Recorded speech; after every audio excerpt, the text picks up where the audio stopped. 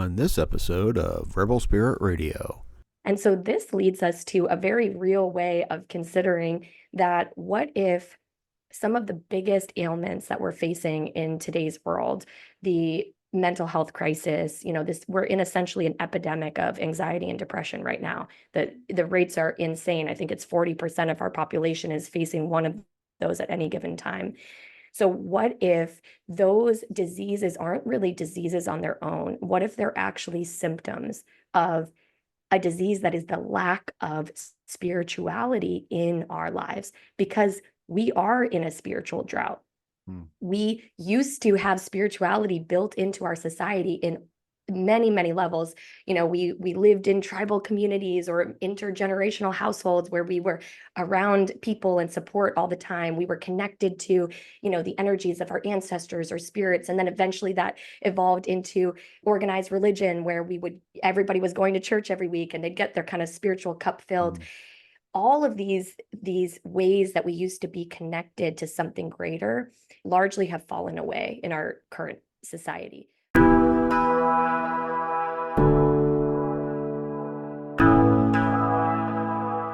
Welcome to Rebel Spirit Radio, exploring the frontiers of spirituality, consciousness, the esoteric, and humanity's sacred relationship with the living earth. I'm your host, Nick Mather, and in this episode, I am joined by Grace Emmons, a certified transformation coach, energy healer, CEO of Forward with Grace, and founder of Topanga Canyon Oasis. Grace discusses her unique approach to coaching, which integrates bioengineering, clinical psychology, and spirituality. She emphasizes the importance of understanding the science behind spiritual experiences and the role of spiritual practices in mental health. Also, please be sure to like and subscribe to this podcast on whatever platform you use to listen to or view podcasts. Your support is truly appreciated. Grace Emmons is a certified transformation coach through Columbia University, energy healer, CEO of Forward with Grace, and founder of Topanga Canyon Oasis. Her unique methodology blends her background in bioengineering. She has a BS in bioengineering from the University of Southern California. Psychology, she holds a MA in clinical psychology from Columbia University, and spirituality. She is a Reiki master teacher, empowering high achievers to thrive in their careers, relationships, finances, and health by breaking free from toxic patterns. Through her approach, Grace's clients unleash their innate potential, discover balance and fulfillment, connect with themselves in new, powerful ways, and achieve their biggest goals with ease. Her expertise has been trusted by over 150 leading companies, including Unilever, Revolve. I wasn't sure about this one. Liquid 4? Oh, Liquid IV. Liquid Yeah. IV. Okay. Yeah. Sorry about that. It's okay. Dermalogica, Soul Cycle, and Talkspace. So sorry for the interruption in the bio there, but Grace, welcome to Rebel Spirit Radio. Yeah, thank you so much. Thanks for having me. Yeah, well, thank you. You sound like you do a lot of interesting work, and you are blending several things that don't necessarily seem to blend often with, the transformational coaching and psychology. I guess the psychology works there, but bioengineering. So it seems like you've got this blend of transformation and psychology and science.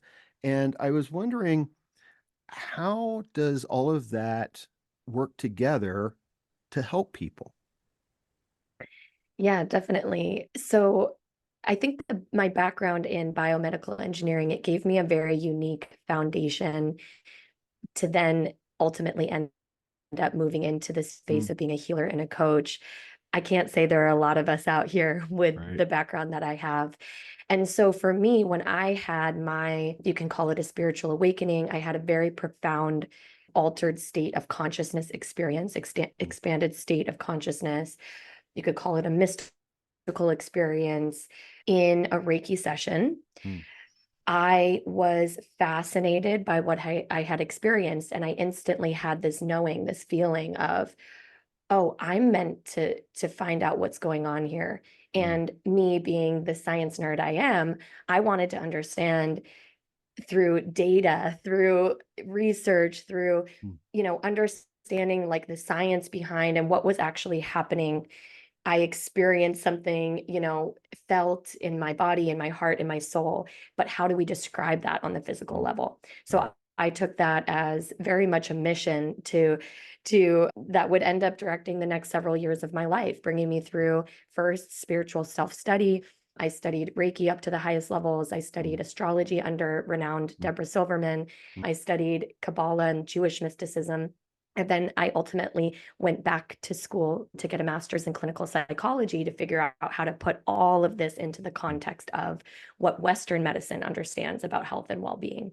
And I blend all of that into what I do, my work I do with my clients now. I think it's not necessarily that we are doing engineering on their biological system, Right. but the fact that I can speak to the science behind everything we're doing and the impacts it's having on the body. For many people, that helps, those that would otherwise be skeptical, be open to something that they haven't experienced yet. Okay, thank you for that. As you started speaking, I was like, oh yeah, that's what I should have done. I should have asked about your journey from bioengineering to Oh, it's so this. So good. so thank you Yeah, for that. yeah. Yeah. Well, It, like most people, oh yeah. no, no, you go. I was just gonna say, like most people, I think so many people in this space, I underwent a powerful transformation myself that then Yeah. awoke in me the passion to help others that had been through what I had. Yeah. Now you incorporate, and I had this because it was on your website that you do include, the esoteric teachings, in Kabbalah and the astrology and whatnot. Was that something that you had been interested in before, or is it something that you came to after this sort of awakening? Yeah, great question. I grew up in a household with a Jewish father and a Christian mother. So I was grew up with Judaism as part of my life, but also learned about the Christian beliefs and Mm, went to church. I mean, it was a very modern household in that way. mm, And it was really amazing because my parents always taught us, they said, we're going to teach you about our religions, but we can't tell you what you are. We can't mm, tell you if you're a Jew or a Christian. Only you can decide that for yourself, right? You have your own personal connection to God. And so for me, it was in my spiritual awakening that it really reawoke and lit up a flame that I had mm, kind of let die out. I really hadn't been taking care of my spiritual well-being as a young adult in a highly successful career. I was in management consulting, flying around the country, kind of having this high-powered career that was very successful on the outside in a lot of ways that people tell us we're meant to be mm. successful. Yeah. And I, along that way, let my spiritual flame die out. And I didn't realize it until it was lit again. So it was very fascinating for me after I had this experience I had in a Reiki session. I can talk a little bit more about that if you want. Sure. A brush with the transcendent, an altered state of conscious, an elevated state of consciousness, an experience of oneness. I began to be so curious and I dove into this world of spiritual study and I was seeking answers and understanding of what I had been through. And I came across some podcast and somebody was talking about, oh no, yeah, yes, it was On Being with Krista Tippett. Mm. And she interviewed a rabbi. I wish I had it handy to remember his name. And I think, oh, Lawrence Kushner. Could that be it? That sounds No, that very doesn't sound familiar. right. Yeah. Okay, maybe that's right. I think I Yeah. just came across it again recently, but it was so eye-opening to me. I heard the way that he was talking about Kabbalah, and it felt like it was connecting back, kind of like these echoes of what I had grown up with in Judaism, but then suddenly it was bringing it to this total alignment with everything I was learning in the spiritual studies and the Eastern Mm, sciences, and kind of I suddenly found like, oh, wait, I can find this deep mystic spirituality and mysticism within Judaism. I don't have to look mm, outside. So that was kind of the story there. And I think astrology was something I was always interested in, but these things kind of awoke in me like I've always been in awe of the universe around me and the stars and the moon. And when I began to learn astrology, it began to really just remind me of who I really was and my mm, authentic self, which was so essential on my path. So Yeah, a lot of different modalities Yeah. and maybe not those that are always woven together, but I found that learning about these, learning these multi-dimensional modalities of energy healing, Reiki, the spiritual laws of the universe and mysticism and Kabbalah and, astrology and kind of the blueprint of the soul, if you will, really learning about that, all of those all at the same time allowed me this broad understanding. It was like each one was validating the other, and it Mm. was really telling a story of this hidden truth about how the world really works, who we really are, what we're really meant to do in this amazing way that inspired me so much, that I eventually wanted to turn around and teach others.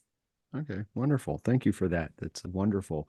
I'm curious, and I'm trying to think the best way to ask this question is when people seek out help from you, when they look you up and maybe they have, like anxieties, they have work problems, or they feel maybe a kind of a disconnect or something like that. I don't know. I imagine people come to you for a variety of reasons. How is it that you, because I think some people will say, yeah, but the spiritual aspect of it is not necessarily what we need to fix. But you noted on your website that strengthening the spiritual core is crucial. And I was wondering if you could speak to that in terms of how you are helping others. We've got, sort of the things that you're using, but what's the importance of focusing on that spiritual aspect? Definitely. So there's a lot of ways to think about this. And, some energetic healers and coaches will talk about the fact that our spiritual body would actually be the closest to source, Mm, right? Of like our soul coming into manifestation in this life, in this world, is really our spiritual energy, our spiritual body.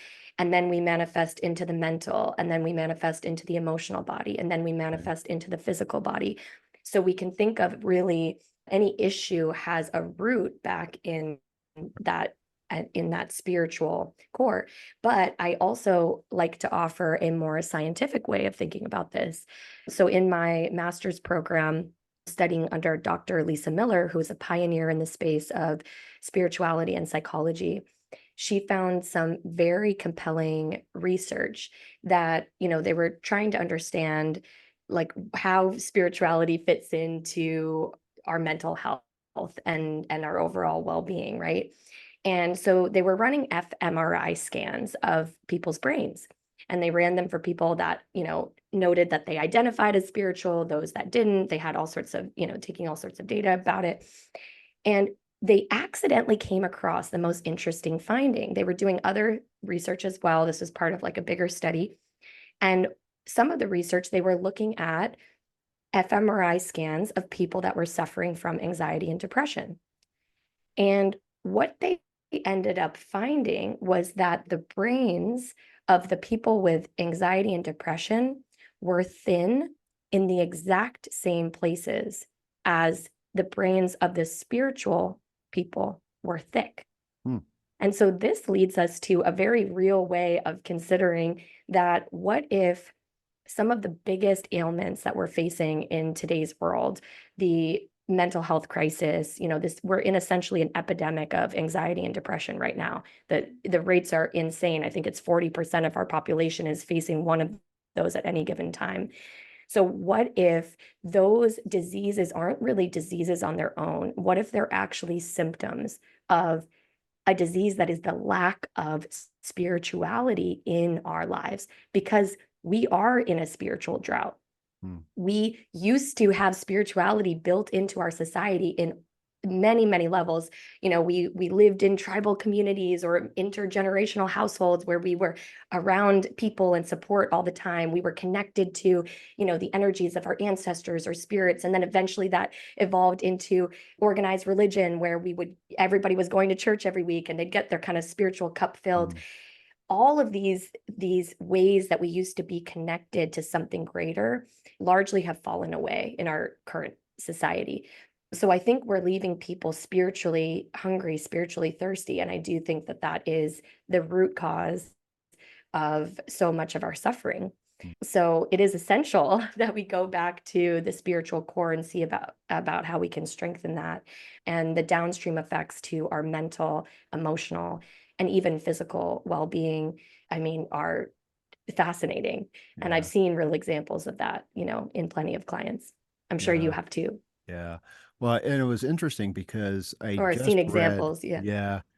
Well, it's all we have to do is look around. Like you said, it is an epidemic. And I just read a statistic the other day, and it was in for one of the classes I'm teaching, where worldwide it's like 1 in 5 people experience anxiety or some kind of depression. And like you said, I think the number for America was much higher, somewhere around 40%. And when you were speaking, one of the things that occurred to me, especially when you mentioned depression, was in shamanic traditions, they often refer to that as soul loss, Hmm. Hmm. and it's like, in some ways, it seems like what's happened is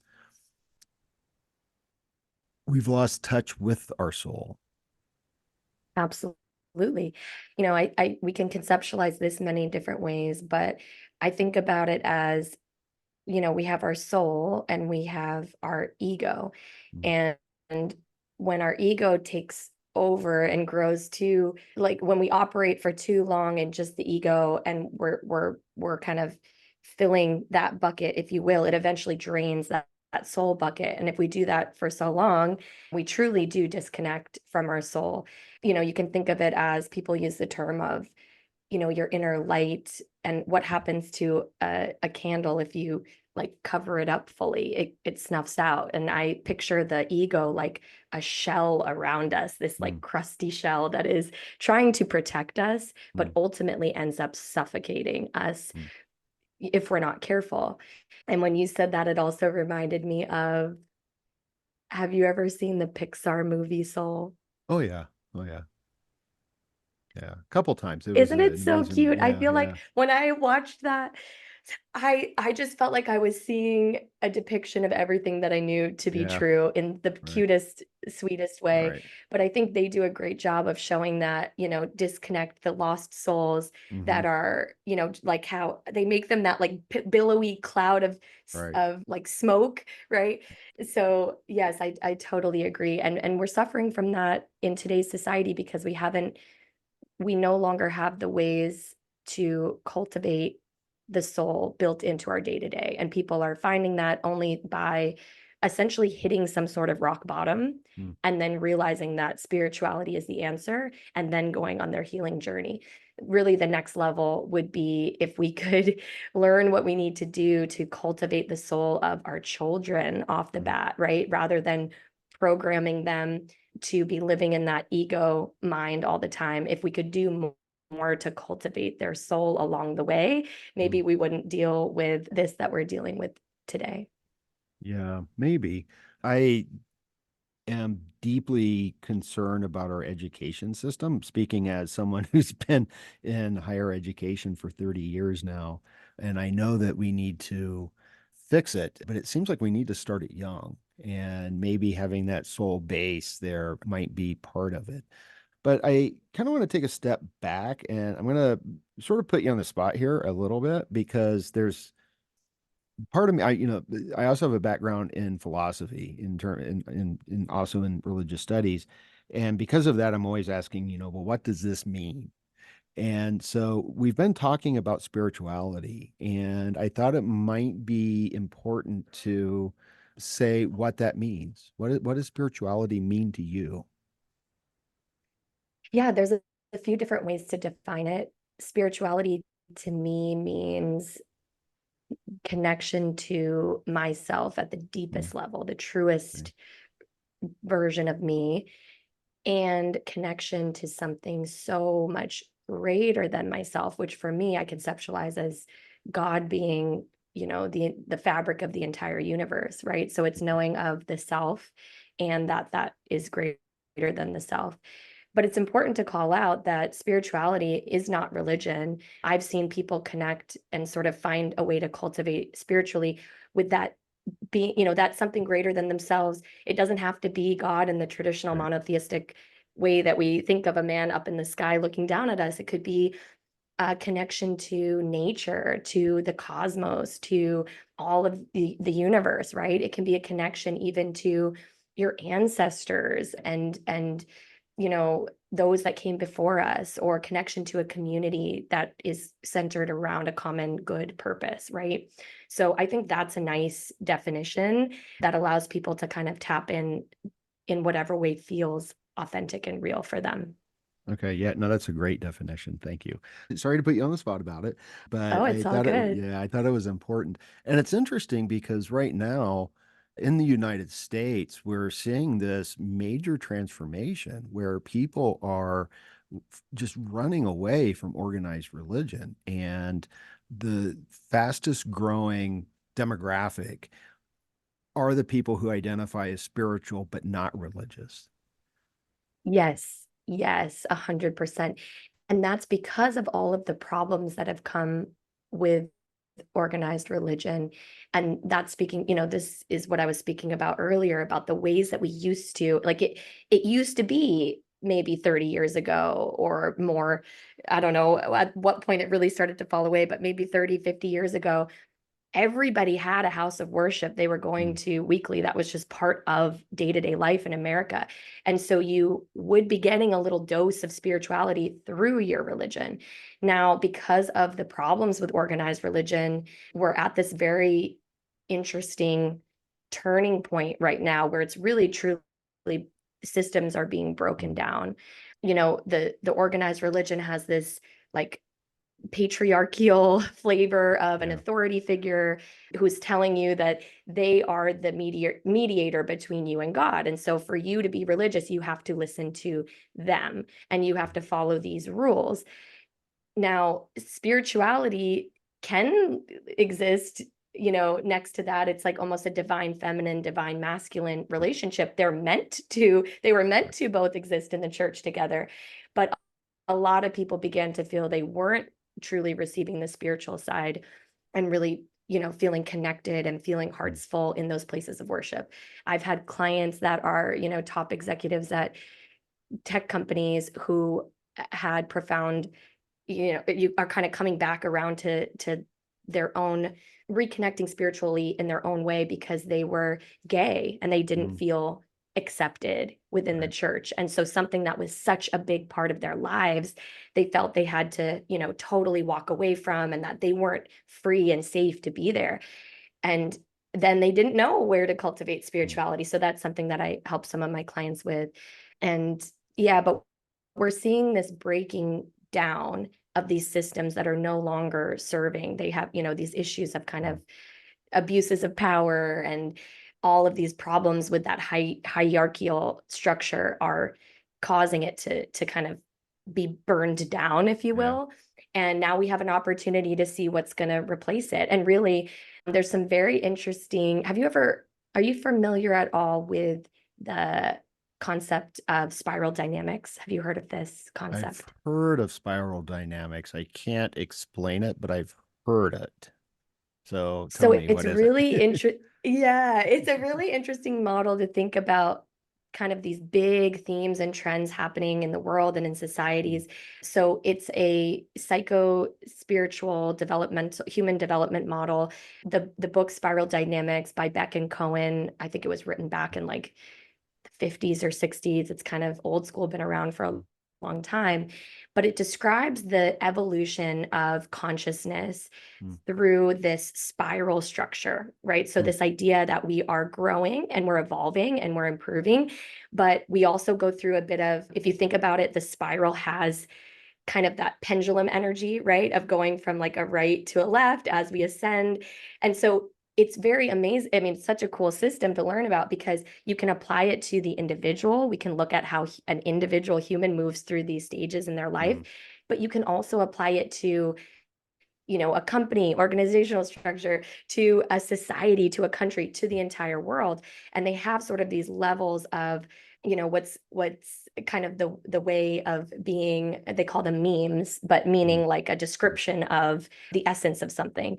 And anyway, so there's like when I think about the fall of organized religion, I think about us falling out of or kind of rising up from one of those mm, levels to the next, because at some point, we grow out of where we're at, Right.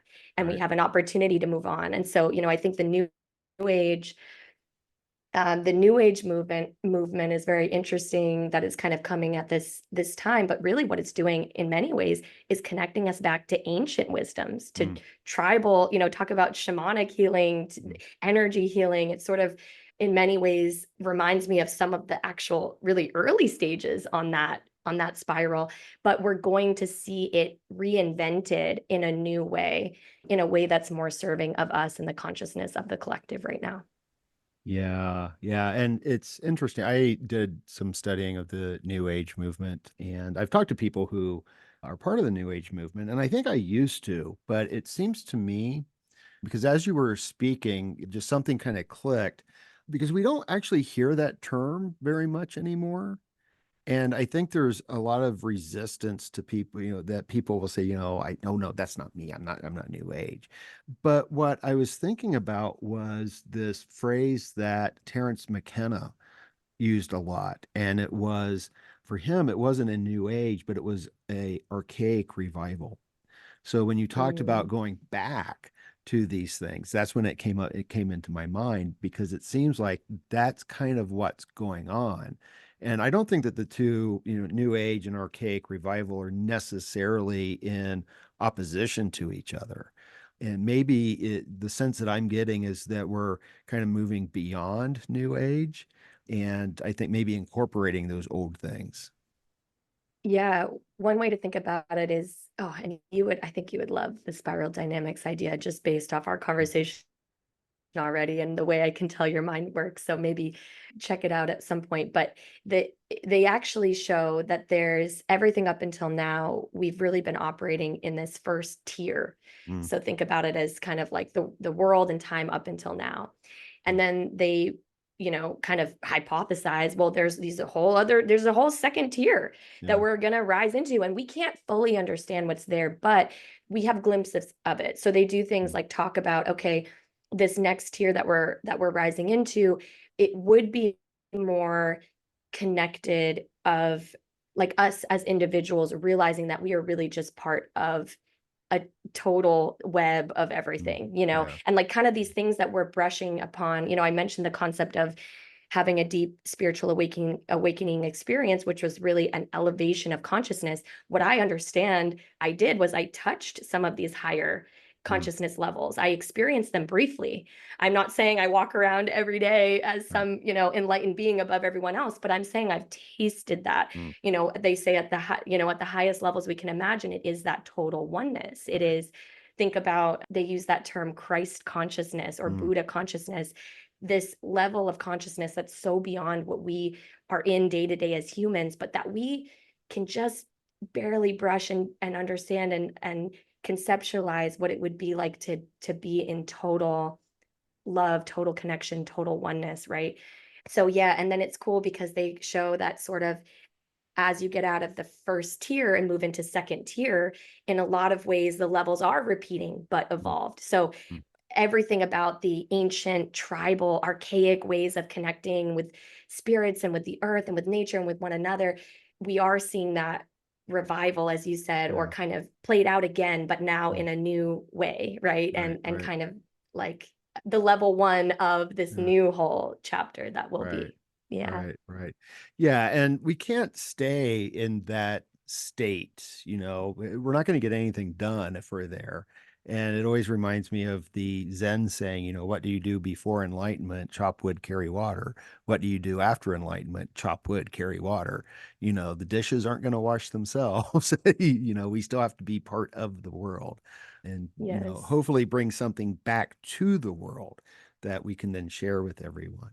So I'm curious, when someone comes to work with you, what is the process? Can you talk about the process that you might lead them through? Yeah. So for my one-on-one private clients, I do these healing and coaching containers that are very intimate container of transformation. I work with people that are maybe at a big life transition point, crossroads, or maybe stepping into an exciting new chapter or ready to leave a chapter, right? These big Mm, kind of transition points. And we always start with, I mean, certainly, you know, visioning and sort of tapping into what their goals are, but we very quickly dive into self-exploration and self-mastery.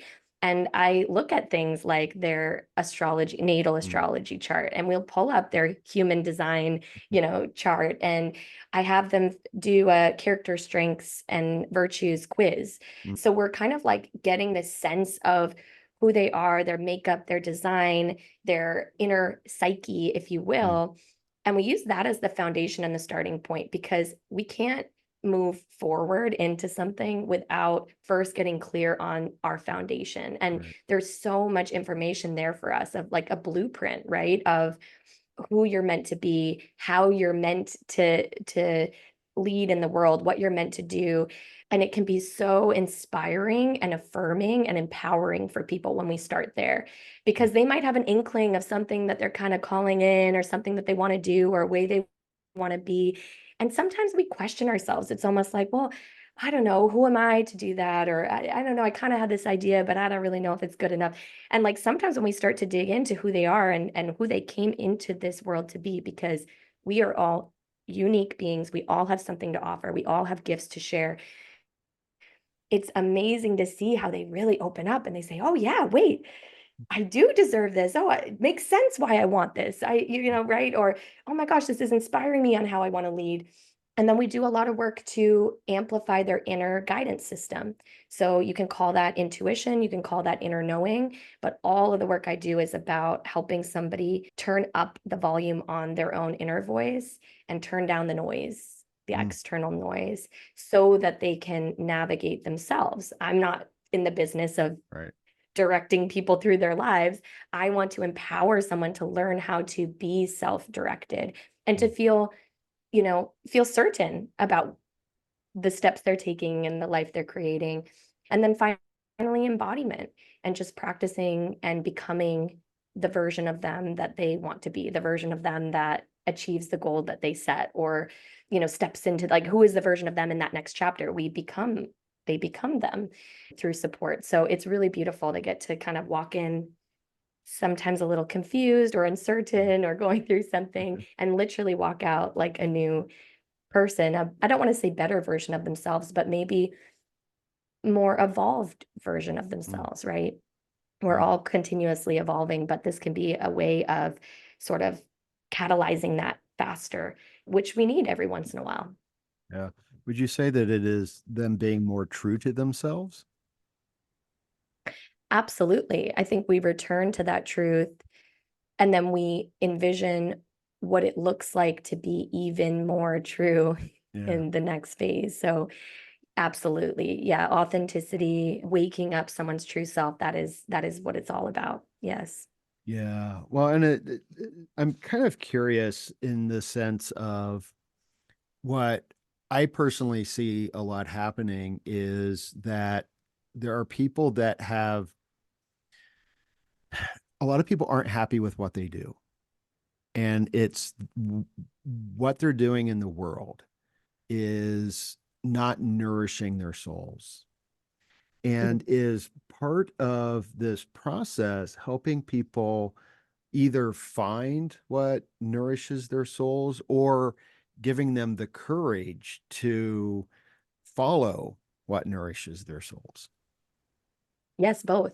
It depends on when, it depends on what they come in, how far along the process they are coming in. I mean, I've worked with people who that's very much it. They're kind of wanting to make a big career leap, and they want support in sort of mapping out what that should be to be in more alignment, right? Or to be more purposeful, to be something they're more passionate about.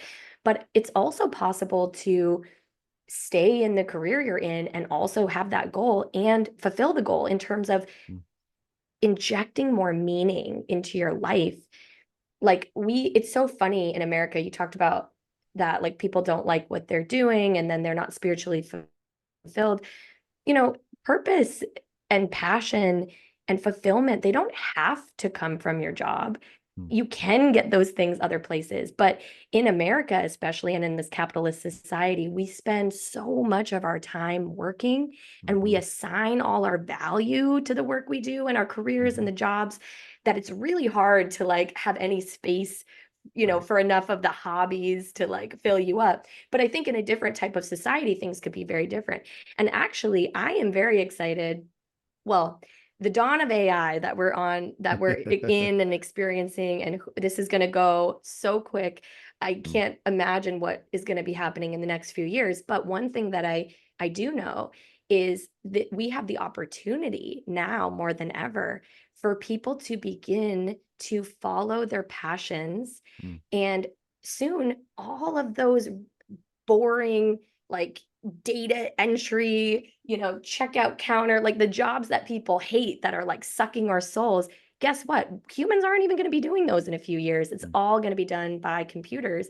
So I actually think there's a bigger change on the horizon where, it can be our job and our purpose even more to open into our creativity, our mm, passions, like following that and thinking like, what would I do that I would just enjoy? I mean, we're on the brink of a future that would potentially actually allow us to do that. Now, it would take some other things, and now I'm getting a little bit political, but not intentionally, but like it would take, if we taxed all of the AI companies that use AI and then use that money to give everybody universal base income, mm. we could truly live, free lives of just doing those things we enjoy and those things that fill us up and those things that fill us up spiritually. So that's kind of my utopian version of where Yeah. we could head, but there's obviously a lot of questions Oh of yeah. how that's going to work out. Yeah. Um, Yeah. I think there's so much that we just don't know. And I see the promise in AI. I don't necessarily, I'm not a person who bashes it that much. I've used it and it's been helpful. But I also see some of the negative aspects of it as well. With students in particular, it's a whole thing and it bothers me, but I get classes of, I think they're fake students and the only answer I get is that it's like some kind of financial aid scam. And you can tell because like in online classes, their discussions, although they're worded differently, they always follow the same pattern. And I was just doing this morning. I was going through grading and just writing down names, and it's like two-thirds of the class. And it's like, no. yeah, that's it. Yeah, and it's like this isn't how we're supposed to be using AI. So I only mention that in the Yeah. sense that there are always going to be some challenges, and I think that there are always going to be some good things. I like the vision of us being able to tap into our creativity because that's something that I think has been missing. And to me, that is a major component of what it means to be spiritual and what spirituality is that generative creative aspect to us that we Yeah. often, like you noted, we just don't have the time. Yeah. I mean, think about what makes us human versus the computer.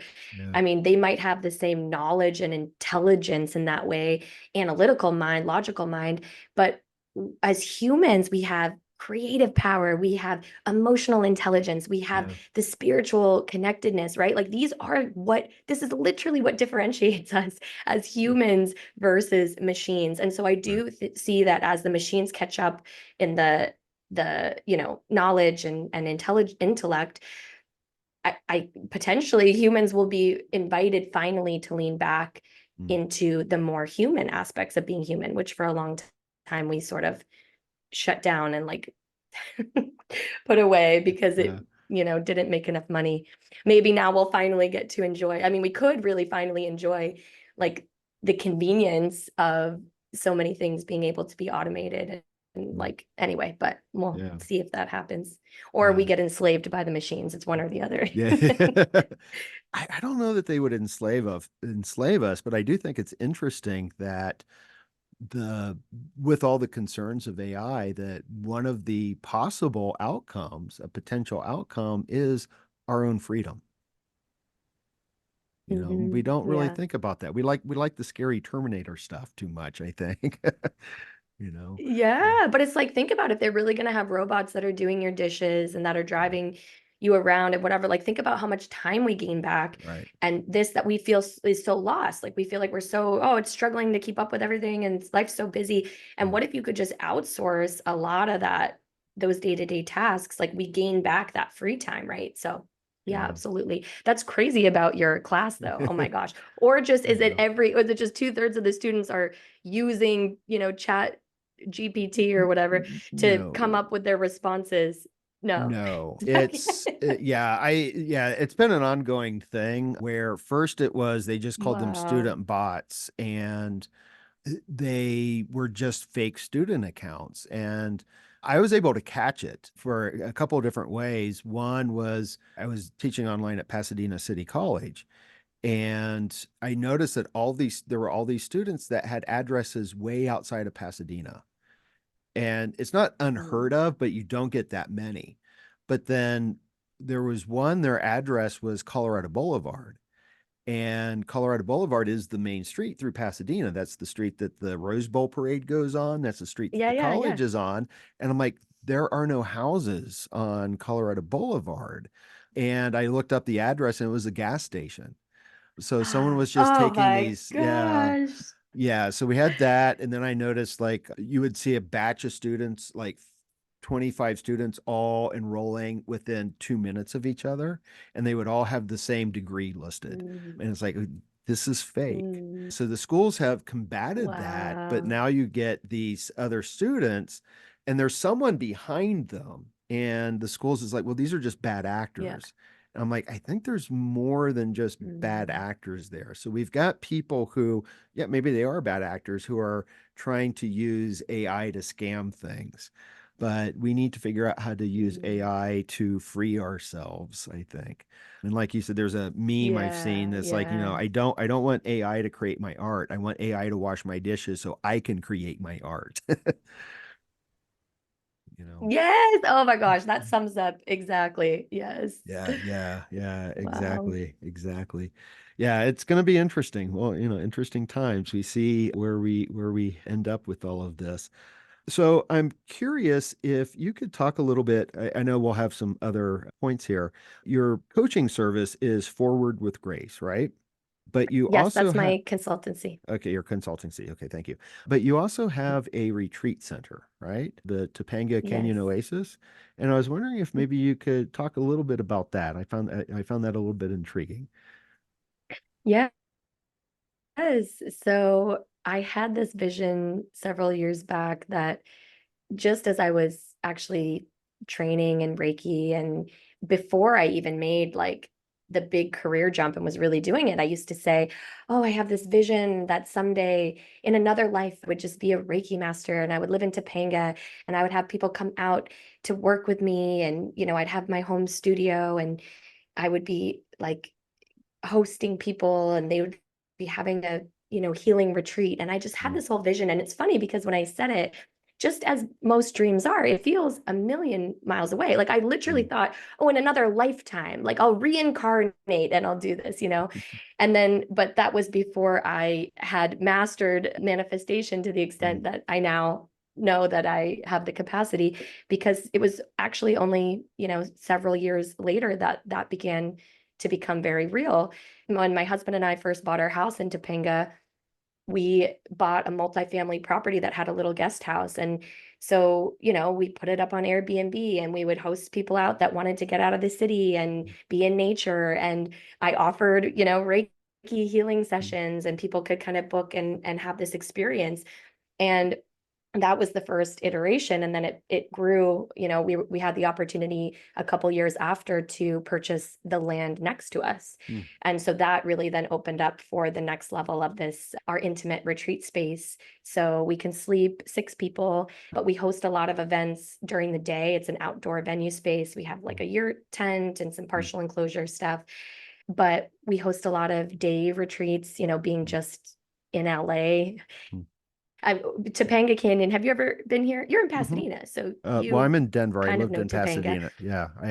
I've been there. I live in Denver now, Oh, so okay. yeah, yeah, yeah. It's Okay, beautiful. It's okay. quite beautiful So, here. yes, if you're from, yeah, it's so, it feels like you're a million miles away from LA, but you're really 15 minutes north of Right. Santa Monica. So it's this like magical little place.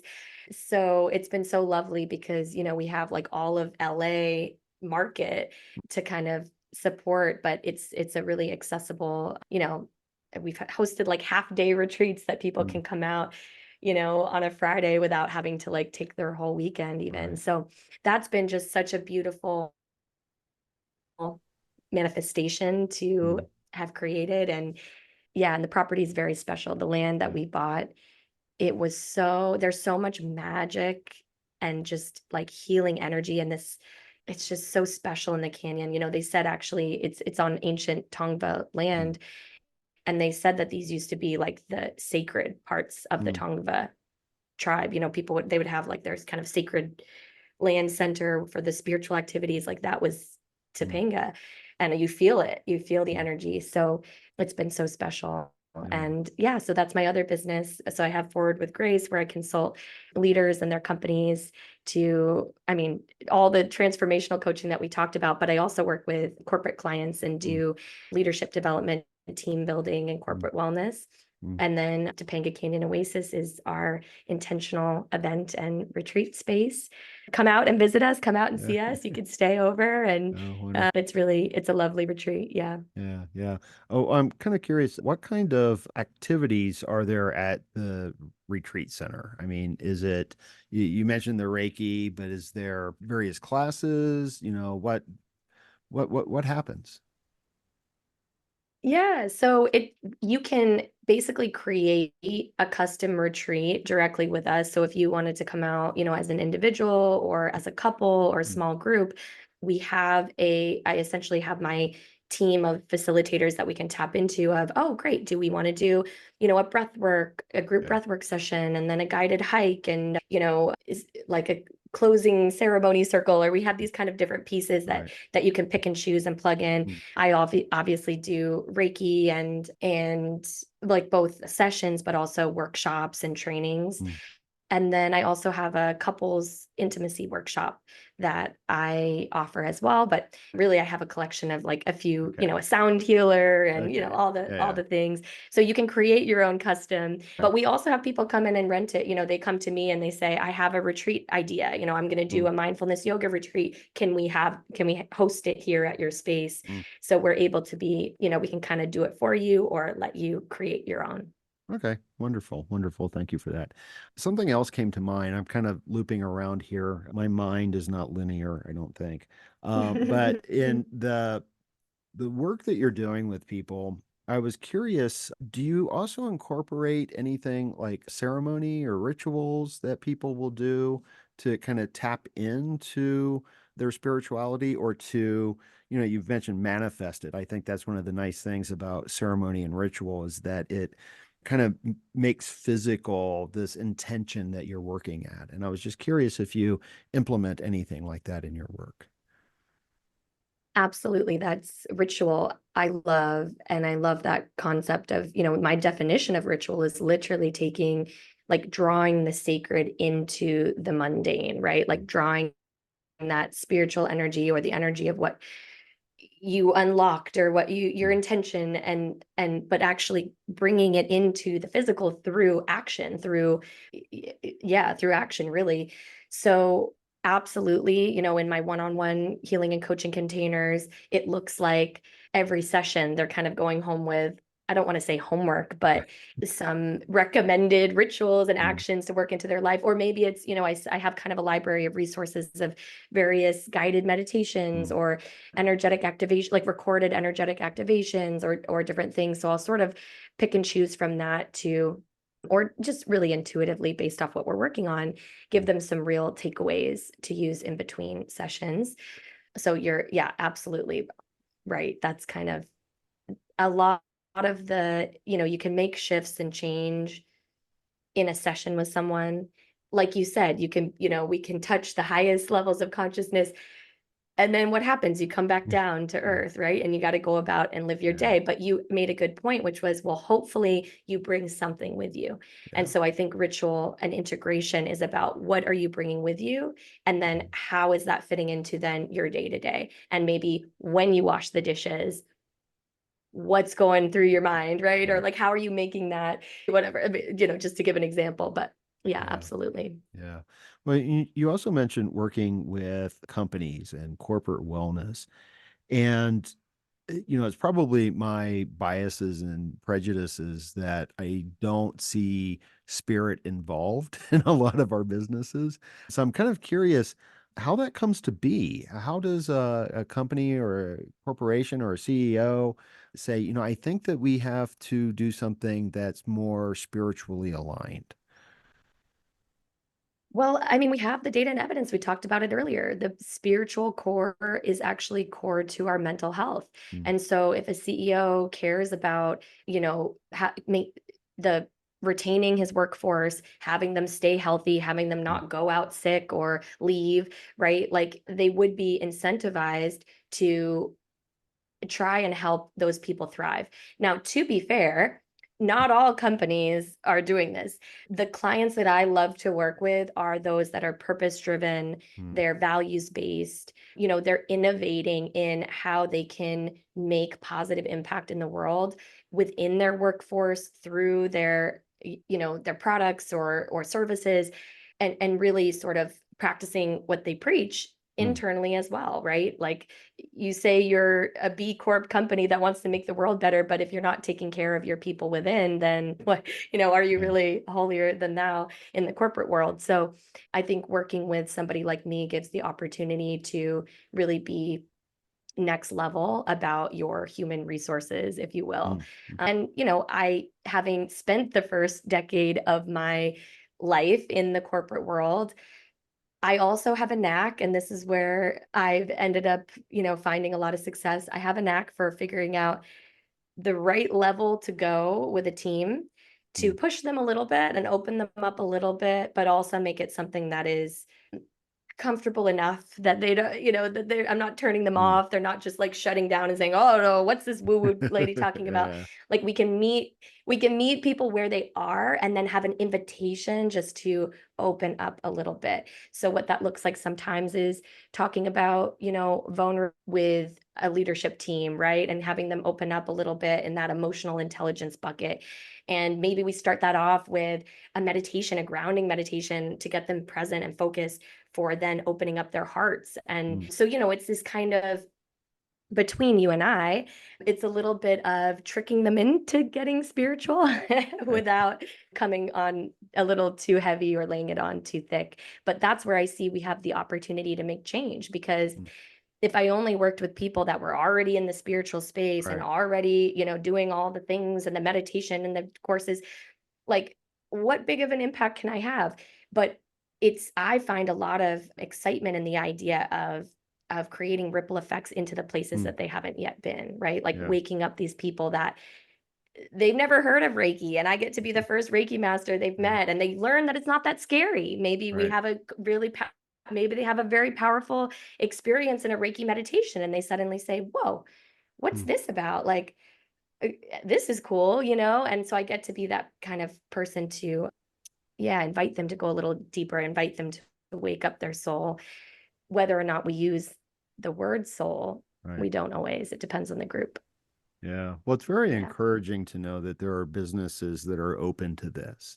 Because like I said, I had this, like this prejudice, this stereotype of businesses that are essentially soulless and treat people as if they're a little bit less than human sometimes.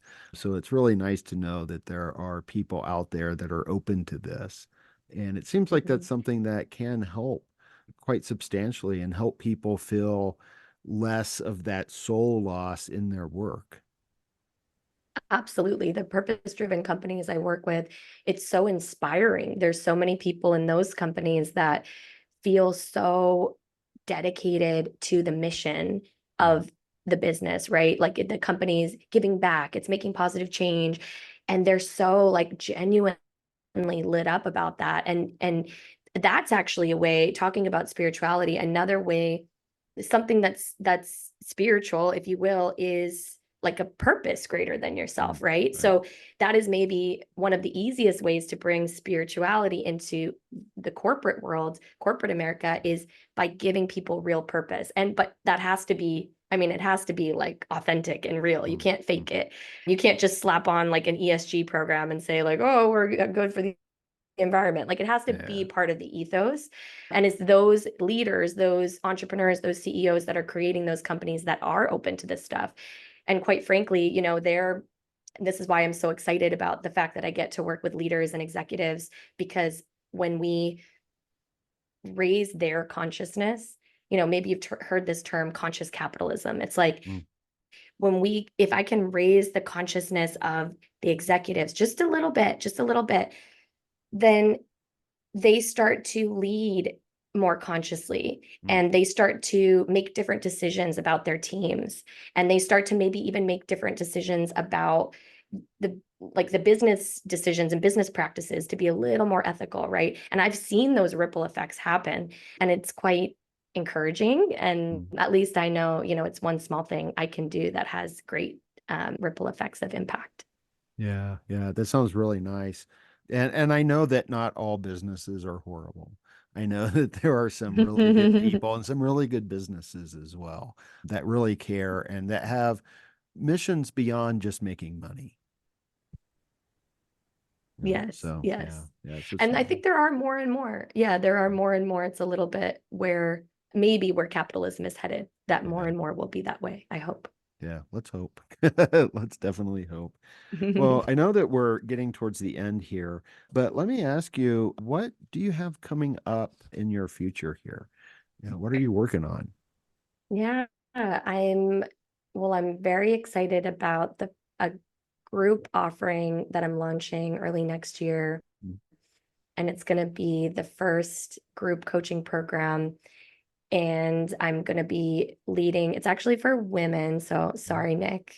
Oh, that's But okay. if you have any, but if you have any women in your audience who feel called, we're going to be doing a deep dive into our own souls Mm, and learning to navigate life through our own intuition and reclaiming our gifts and our strengths and embodying our truest selves. So really the work that I do with all my clients, but brought into a new container with other mm. women. So I'm very excited about that.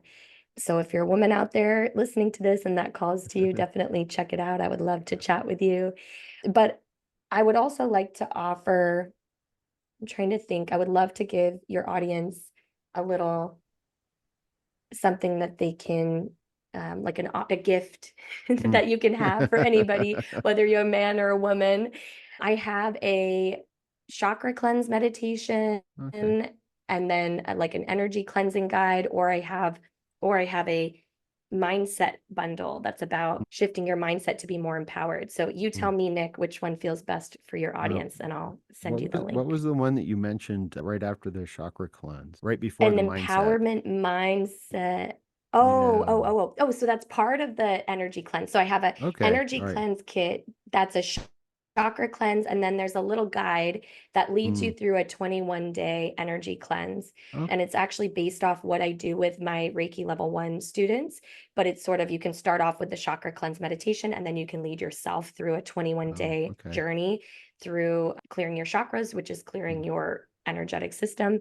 So I'd be happy to link that, and everybody Okay. can download it for free and check it Yeah. out if they're Yeah, called to. let's do that. Yeah. I've had a few other guests on that have focused on energies and using energy to heal and things like that. So I think that the audience would really appreciate that. So thank you very much for that.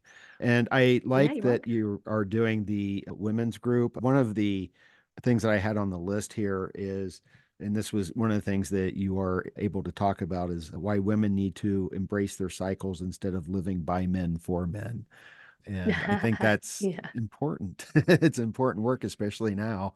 You know, I think it's time for the women to be front and center here, I think, a little bit. You know, the men have Yeah. kind of Well, bungled it thank up you. quite a bit.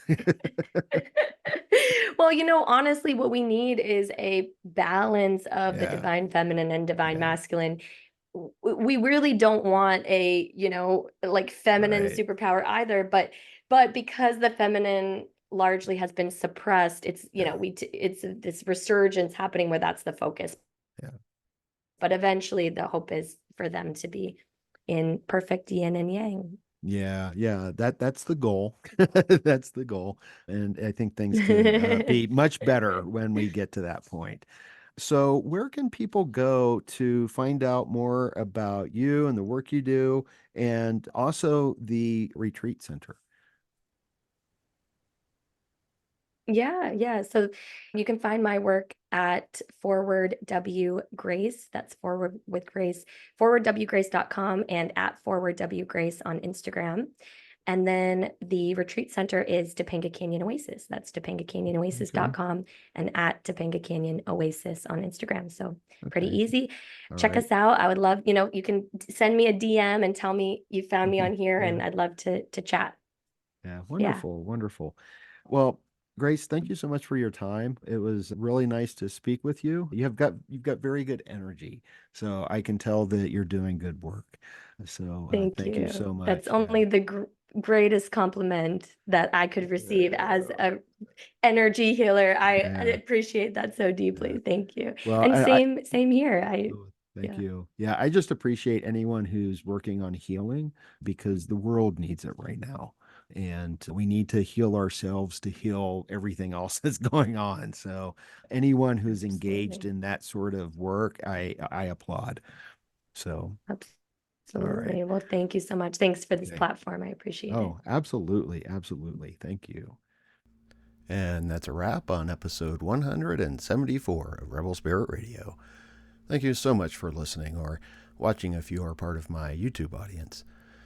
Now you know what's coming up next. All the usual. Sign up for my Patreon, share this with friends and family and on social media too, please, and subscribe to the podcast or follow it on whatever platform you use to listen to or view podcasts. You know the drill. But the thing is, all that is really important. Sharing, subscribing, or following are all free, and they only take a few seconds to do, and they really do help. Right now, putting together this podcast is a labor of love, and I do love it. I'm in the process of making some changes to the podcast and the YouTube channel. It's slow going, but your support will help me speed up the process and ensure that I can continue with the podcast and offer much more content than what I provide now. As I always like to say, I'm here in the Front Range now doing missionary work in regards to religion, spirituality, and ecology, psychedelics and consciousness, and how all of this can help us heal humanity's relationship with the sacred earth. So if you feel moved by the rebel spirit, and I sure hope that you do, then please, by all means, help me in my efforts to share the good news. I'm Nick Mather, and you've been listening to or watching Rebel Spirit Radio. Until next time, may you be in peace, may you flourish in all possible ways, and may you continue to nurture your rebel spirit.